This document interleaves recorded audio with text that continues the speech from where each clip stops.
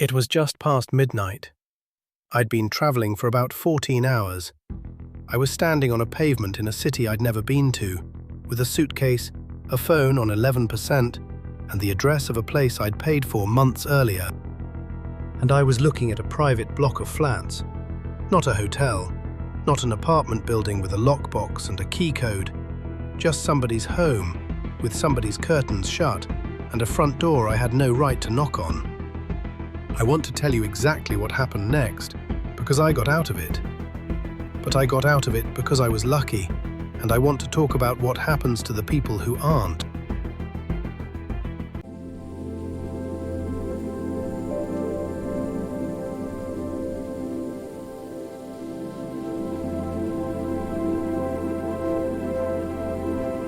I didn't book a package.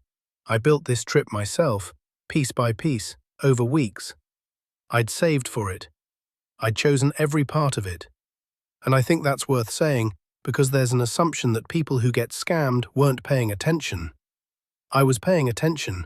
I was paying more attention than I've paid to anything all year. The flight was delayed. Genuinely, I didn't care. Nothing was going to touch my mood that day. I landed hours behind schedule, and the only thought in my head was a shower and a bed, in that order. Nobody tells you what this moment actually feels like. You don't immediately think, I've been scammed. You think you've made a mistake. You check the booking. You check the map.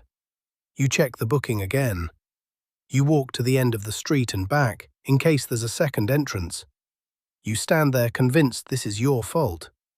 It took me a long time to accept that the accommodation I'd paid for did not exist. I called the host. It rang out. I called again. And then I had a genuinely unpleasant thought, which was, I am a stranger standing outside a private residence at midnight in a foreign country, and if I start knocking on doors, I'm the one who gets arrested. That's the part I wasn't ready for. Not the money. The fact that within about 10 minutes, I'd gone from being a tourist to being a problem. I got a room in the end. Double the price, of course it was. It was midnight, and I had no alternative, and everybody in that transaction knew it. While I was checking in, I said something to the receptionist about what had happened. She didn't look surprised.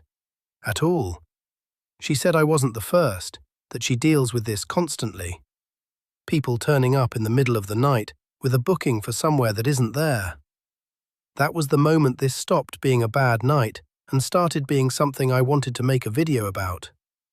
Because if the woman at the front desk of a random hotel isn't surprised, then this isn't bad luck. It's a system. It's routine.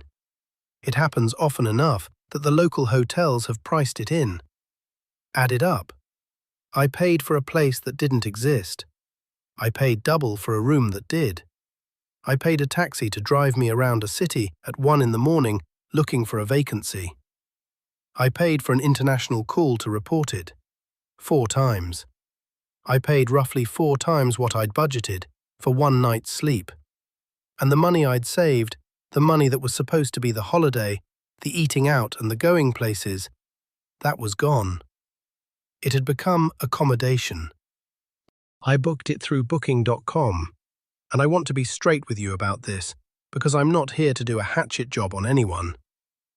I called them. They apologized a lot, and they did refund me for the booking. The emergency hotel is still going through, so credit where it's due. I got my money back. But an apology at midnight didn't put a roof over my head, and a refund that arrives weeks later doesn't unruin the trip you spent the year saving for, because by then you've already spent the holiday money on somewhere to sleep. The assumption I'd made, and I think most people make it, was that when you book through a company that size, somebody has checked the place is real. So, what I do now, every single time. 1. Sort the reviews by newest. Not most relevant, newest.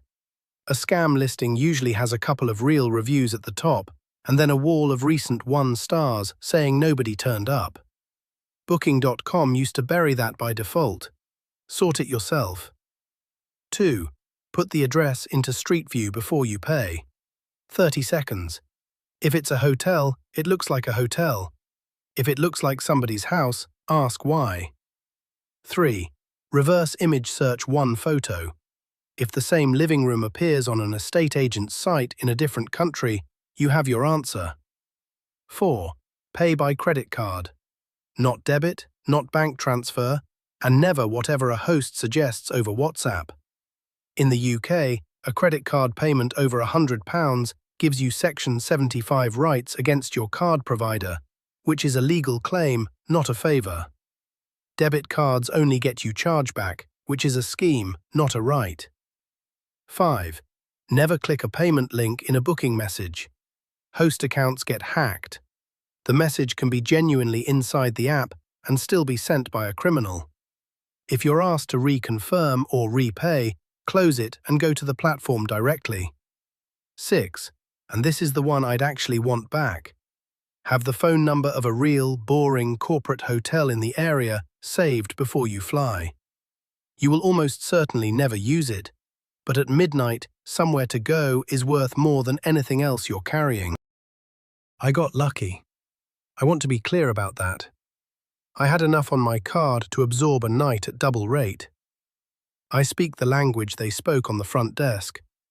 I was on my own, so I only had myself to worry about. Now take that same night and put a family on that pavement. 2 kids, asleep on their feet. No spare money, because the whole point of saving up is that you've spent it. That's not a bad holiday, that's an emergency. And that's what the next video is about, because when I started looking into how my accommodation ended up on that website in the first place, what I found was worse than a fake listing.